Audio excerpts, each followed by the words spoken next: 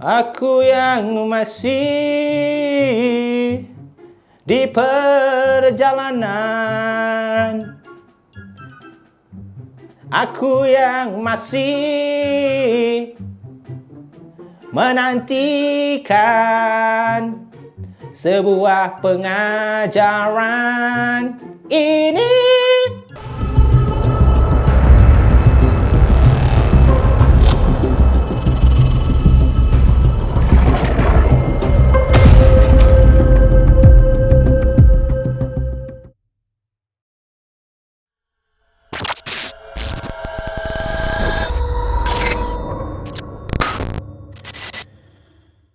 Kisah seram pada malam ni dikatakan berlaku kepada salah seorang geng puaka yang ingin dikenali sebagai Nizam, bukan nama sebenar. Dan kejadian yang berlaku pada tahun 1986 ni berlaku di Port Dickson. Lagi sekali kita akan pergi explore Port Dickson. Masuk malam ni je, aku rasa dah 3 ke 4 pengalaman seram yang berlaku dekat area Port Dickson. So, kepada geng puaka yang berasal daripada Port Dickson, memang betul ke tempat korang tu seram? Aku dapat banyak gila email. Lepak pantai kena ganggu dengan Pontianak. Lepak kedai mamak nampak pula pocong tengah minum teh tarik. Bawa motor selepas pukul 12 malam. Toyol pula tompang naik motor. Bermacam-macam gangguan. Dan apa yang dialami oleh Nizam ni dikatakan sewaktu zaman pekerjaan. Dia adalah seorang kawan baik yang bernama Amir, dan dia kenal Amir ni, dia rapat sejak di bangku sekolah lagi. Dikatakan Nizam ni tak kisah apa dia buat. Zaman sekolah Nizam suka bawa motor, main motor. Amir ni ikut main motor juga, beli juga motor, nak join juga si Nizam ni.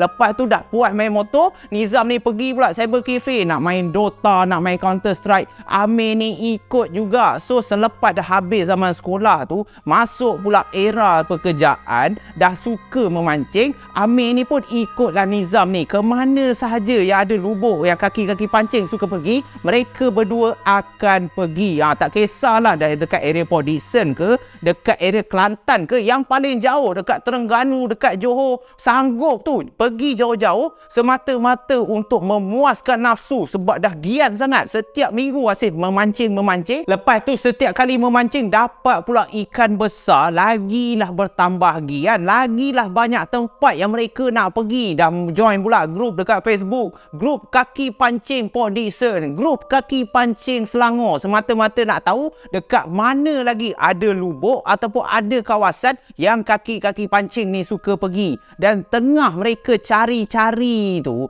mereka pun mulalah berbincang sesama sendiri. Amir ni tanya Nizam, Nizam ni tanya Amir, kita ni asyik memancing tempat yang sama je. Aku dah bosan lah. Memanglah tempat-tempat yang memancing ni dapat ikan, tetapi aku nak cabaran. Kita kena cari tempat baru. Dan Amir ni pun bersetuju. Betul lah Nizam, asyik-asyik dekat area Port Dickson je, asyik-asyik dekat Selangor, dekat Banting, dah bosan lah. Aku boleh katakan tempat-tempat yang kita dah biasa pergi ni, ikan pun dah kenal dengan kita dah. Tutup sebelah mata je mesti dapat ikan. Apa kata kita cari port baru? Jadi mereka berdua pun bersetuju. Cari punya cari, tanya orang, cari dekat Facebook, cari dekat Google. Akhirnya yang tak disangka-sangka, apabila mereka berdua sangkakan dekat area Port Dickson tu semua tempat, semua port kaki pancing pergi, mereka dah pergi. Itulah kesilapan yang mereka buat. Sebab apa? Sebab tengah syok tanya orang mana ada port mancing yang baik,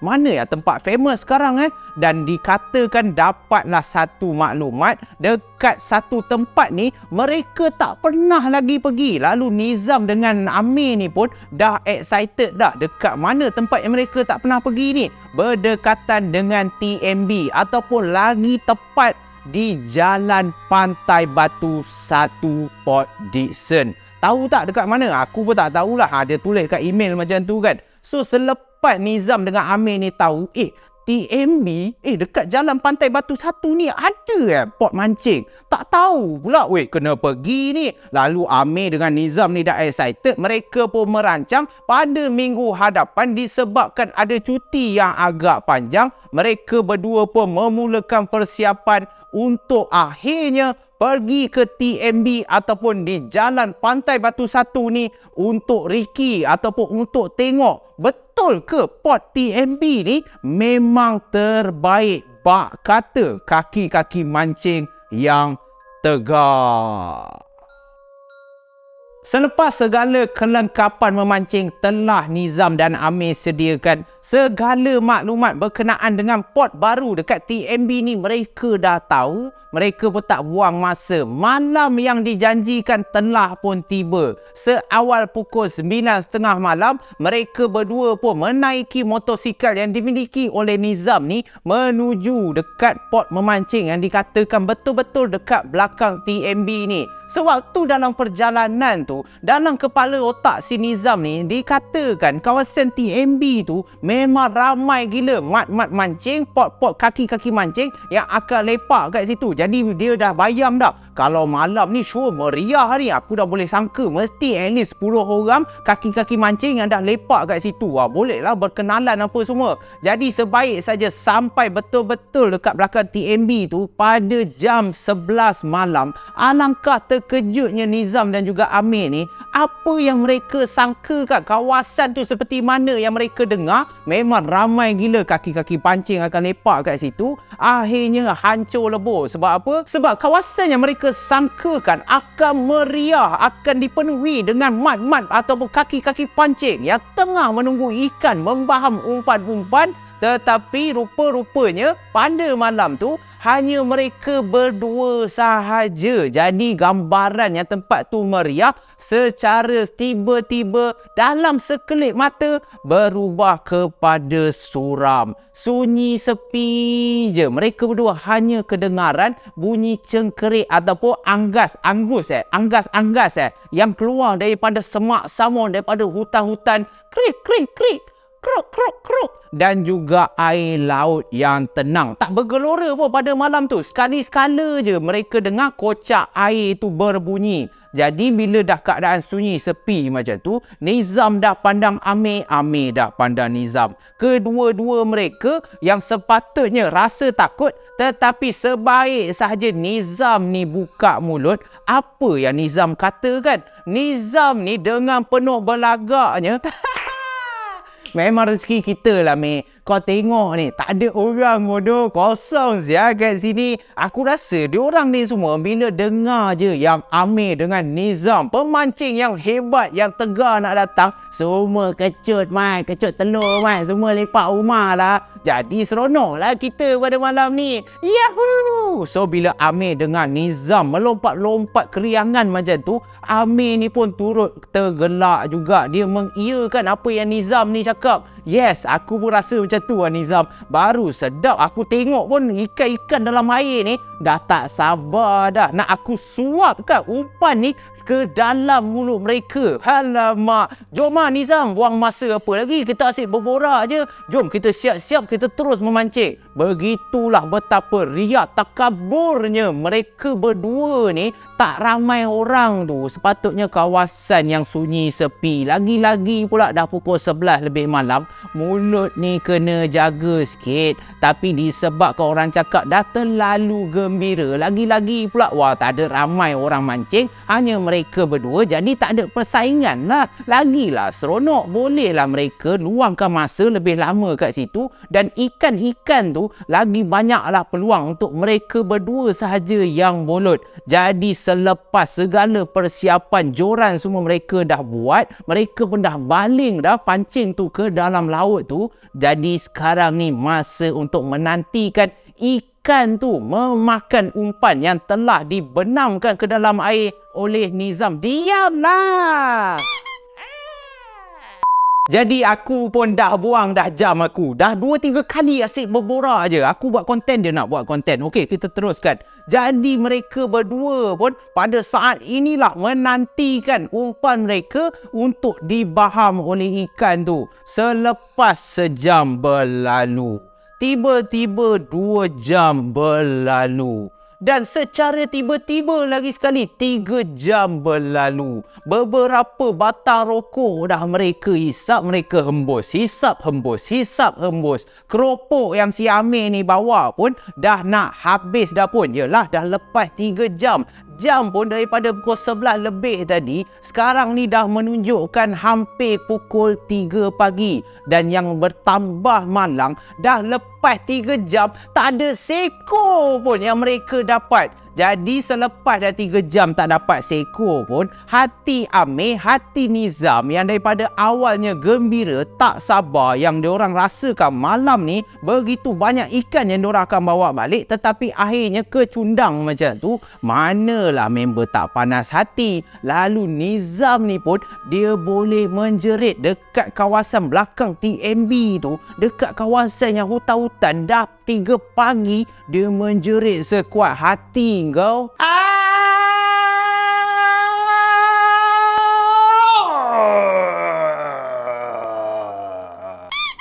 Manalah Amir ni tak terkejut dalam kesunyian malam tu. Secara tiba-tiba Nizam ni boleh menjerit dengan penuh geram macam tu. Sedangkan Amir ni dia masih tenang lagi. Dia masih mempunyai sifat kesabaran yang tinggi. Bagi dia tak apalah, lama baru 3 jam, relax lah kan. Apa hal kau ni Nizam nak menjerit-jerit? Lalu Nizam pun cakap lah kat Amir, kepala jimbit engkau kejap.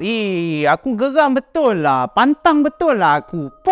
Pot apa macam ni? Engkau ni maklumat yang kita dapat. Sebab tu aku cakap lain kali cek. Lalu Amir pun terus marah si Nizam ni balik. Beragak sikit bro. Engkau pun yang setuju kan nak pergi sini. Alamak, lagi pun ramai lah yang cakap memang kawasan ni memang banyak ikan. Dah bukan rezeki kita nak buat macam mana. Jadi disebabkan Nizam ni tak puas hati punya pasal, hati dia dah sakit dah. Kejap apa sampai 3 jam tak dapat-dapat. Kebiasaannya at least lah kalau 3 jam ni dah tentu-tentu 5 ke 10 ekor dah confirm dah dapat. Ini jangan cakap ikan, umpan pun daripada tadi cacing hidup tu masih menari-nari lagi, seolah-olah tak ada seekor ikan pun yang nak makan umpan mereka berdua ni. Jadi Nizam pun ambil pancing dia, dia pun dah gulung balik tali pancing tu, lalu dia pun dah siap dah barang-barang untuk pulang. Manakala si Amir ni pula beberapa kali pujuk si Nizam ni, relax lah, awal lagi ni, apa yang nak balik sangat? Bukannya anak bini ada kat rumah pun.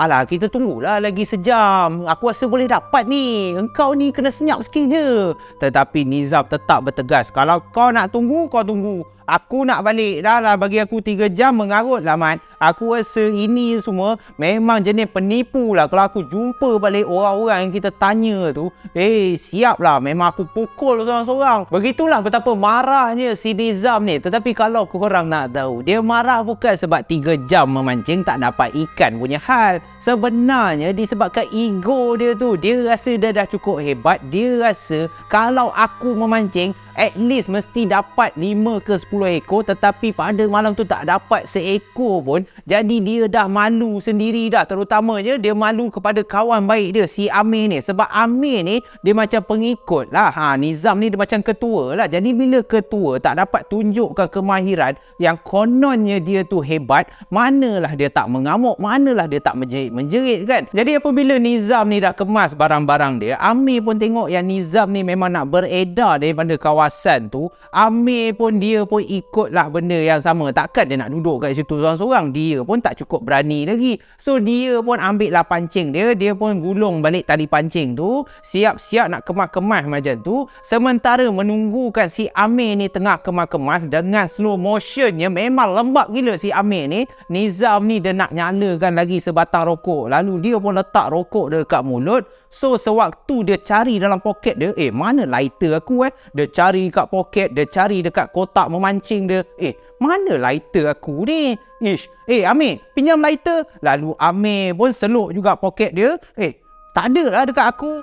Bukan kau ke yang last guna lighter? Dah bergaduh pasal lighter pula. Sekarang ni yang peliknya, Amir tak ada lighter, Nizam tak ada lighter. Kedua-duanya dah mula bergaduh. Nizam ni marah si Amir. Mana kau letak lighter? Alamak, kau ni kecoh betul lah. Sebaliknya memancing tadi, relax je lighter ada. Engkau ni suka hilangkan lighter. Amir pula marah si Nizam ni. Engkau yang last ambil Kau cek lah dalam kotak-kotak tu. Kau ni apa lah mood kau ni? Kau mengandung ke apa ni? Dah mula pula lighter pula dah hilang. Jadi memansinglah tak ada dah lighter. Sedang cari. Rokok ni tak menyala lagi api ni. Sebab lighter secara tiba-tiba hilang. Jadi tengah mereka berdua ni, Amir ni tengah kemas, manakala Nizam ni cari juga lighter daripada poket tak ada. Dia cari, dia suluh kat rumput-rumput kawasan memancing tu, tak jumpa juga lighter. Dan dalam kelang kabut pada malam tu, tiba-tiba mereka berdua terdengar daripada arah belakang ada satu suara yang seakan-akan menegur mereka berdua. Nak, buat apa nak dekat sini?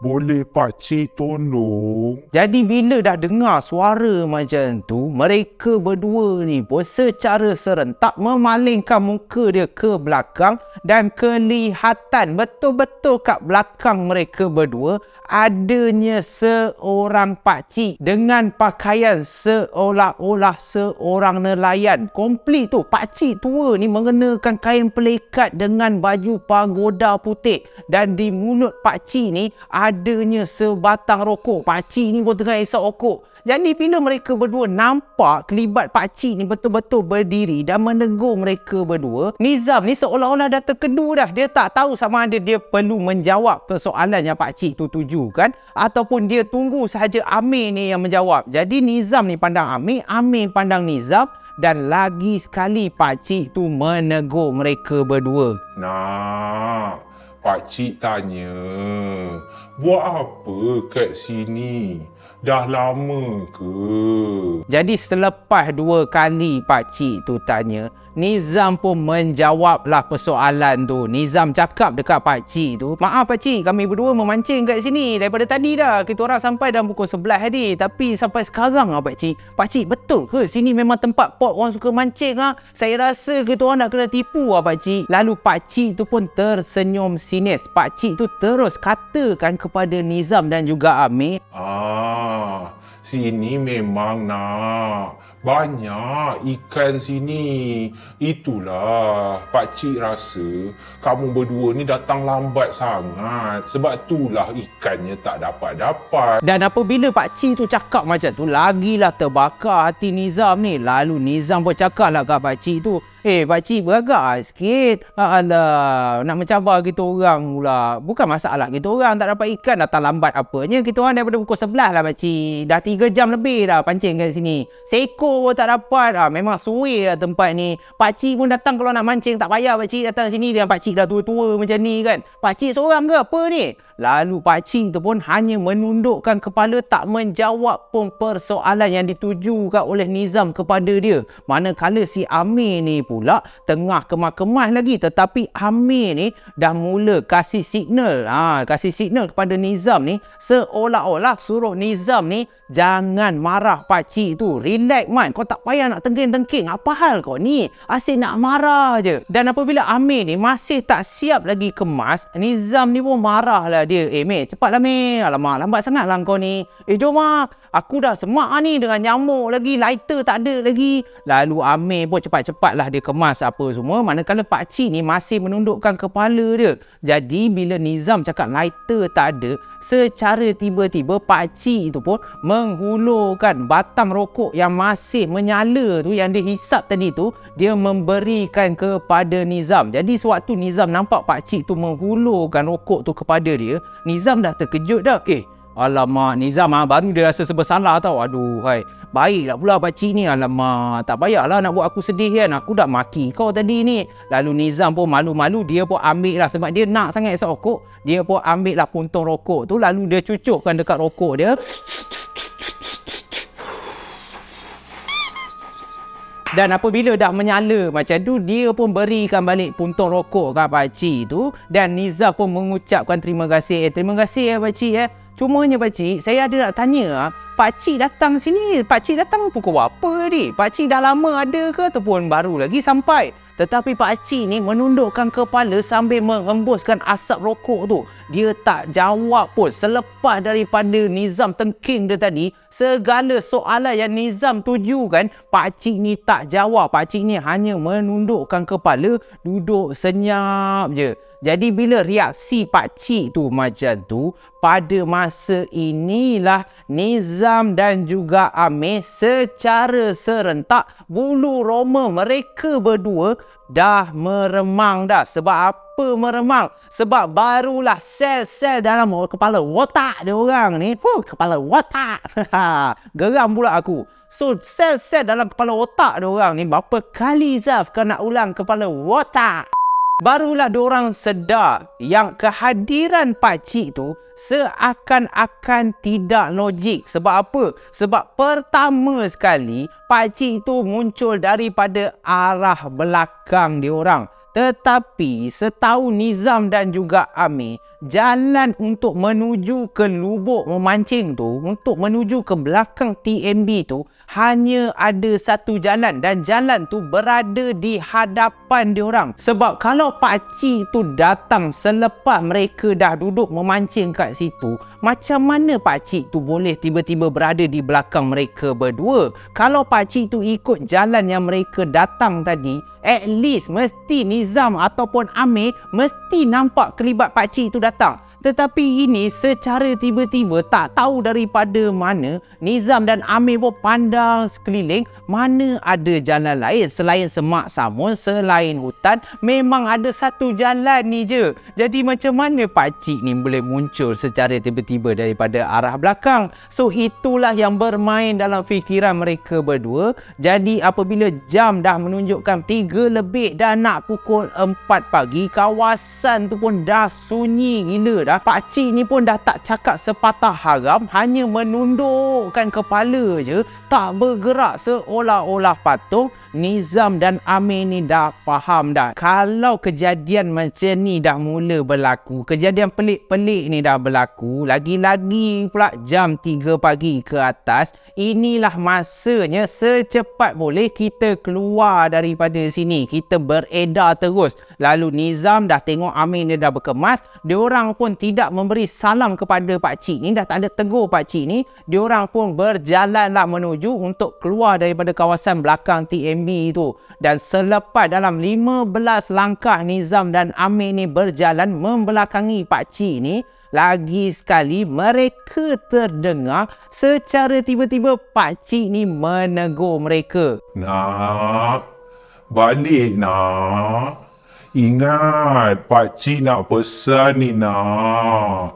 Kalau balik, anak jalan je terus. Tak payah pandang belakang. Ingat nak, jangan pandang belakang je. Sebaik saja mereka berdua terdengar saranan yang diberikan oleh pakcik itu, kedua-dua mereka terhenti melangkah. Seakan-akan bulu roma mereka makin meremang. Bukan sahaja di tengkuk, bukan sahaja di lengan, segala bulu yang ada dekat badan mereka berdua ni dah mula tegak macam landak dah, Man. Sebab apa? Sebab suara pakcik tu cakap jangan pandang belakang telah membuatkan si Nizam dan juga Amir ni, dia macam budak kecil lah. Kalau budak kecil yang mana orang tua cakap jangan buat, itulah yang dia nak buat. Jadi Nizam dengan Amir ni, bila pakcik tu cakap terus melangkah, jangan sesekali memandang ataupun memalingkan muka ke arah belakang. Selepas mereka melangkah lagi 10 langkah, mereka berdua pun dah tak boleh tahan dah. Nafsu mereka berdua di dalam hati ni dah tak tahan dah. Apa yang pakcik ni cakap kan? Kenapa dia tak benarkan aku dengan kawan aku ni palingkan muka ke arah belakang? Jangan-jangan pakcik ni perompak kot. Silap-silap dia nak hianat kita orang ni. Lalu Nizam dan Amir ni pun memandang di antara satu sama lain dan secara serentak mereka berdua tidak ikut apa yang pakcik tu cakap. Dengan cepat memalingkan muka mereka kembali ke arah di mana pakcik tu berdiri. Dan alangkah terkejutnya sewaktu mereka memandang pakcik itu dah berubah wajah dah. Daripada seorang pakcik tua yang berpakaian baju pagoda dan juga kain pelikat sambil menghisap rokok, telah bertukar kepada satu lembaga, satu makhluk yang cukup menakutkan. Badan pakcik tu penuh dengan lendir-lendir yang berbau hanyir dan seluruh badan pakcik tu dipenuhi dengan sisik-sisik macam sisik-sisik ikan. Dan di kepala pakcik tu ada beberapa batu-batu karang. Umpama pakcik ni datang daripada dalam laut tu. Dan yang lagi menakutkan, apabila muka pakcik ini, mata dia, salah satu mata pakcik ni dah terjojol keluar, dah terjatuh keluar macam tu. Dan lembaga ni tepat memandang ke arah Nizam dan juga Amir. Dan apabila lembaga ni perasan dua sahabat karib ni memandang ke arah dia, pakcik ataupun lembaga yang bersisik ni terus tergelak dengan kuat.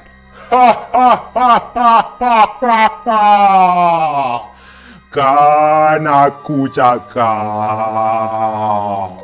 jangan paling muka. Kenapa engkau pandang aku? Kan dah nampak muka aku yang sebenar. Dan bila macam tu, dengar pula lembaga tu cakap dengan suara yang teramat garau dan menakutkan. Nizam dan juga Amir ni mengambil langkah 1000, pecut selaju yang boleh. Lari dah tak ingat dunia dah. Segala peralatan memancing dia, ada yang terjatuh, ada yang tertinggal.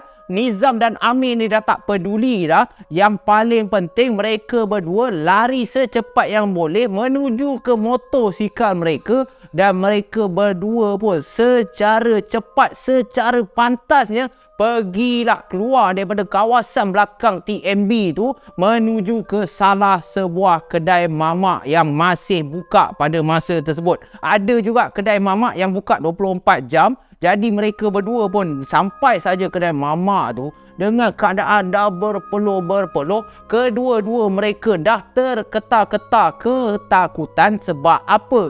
Sebab sepanjang mereka berlari menuju ke motosikal tu, mereka boleh terdengar daripada arah belakang suara hilayan pakcik tu, seolah-olah lembaga orang tua tu turut mengejar mereka berdua daripada arah belakang.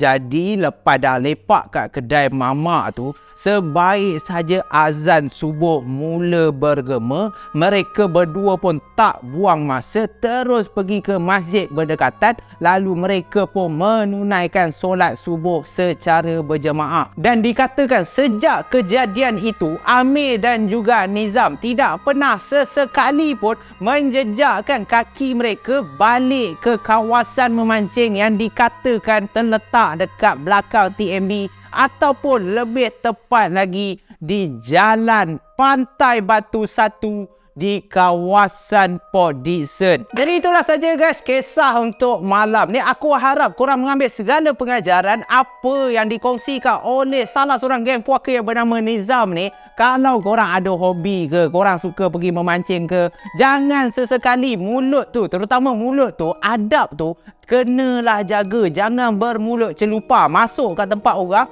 Jangan sesuka hati mak bapak engkau je buat macam kawasan kau sendiri. Tak pasal-pasal Nizam dan juga Amir akhirnya terkena gangguan daripada siapa? Bukan pakcik tua, tetapi daripada hantu laut. Wallahualam. Yang penting ambil segala pengajaran. Yang buruknya datang daripada aku dan yang baiknya datang daripada Allah Subhanahu Wa Taala. Dan aku harap korang terhibur. InsyaAllah kita jumpa lagi dalam malam puaka yang akan datang guys. Stay safe, stay healthy. Panda diamlah tumbuh ya kan. Stay safe guys. Kita jumpa lagi. Bye-bye. Yes, sir. Wah. Wah.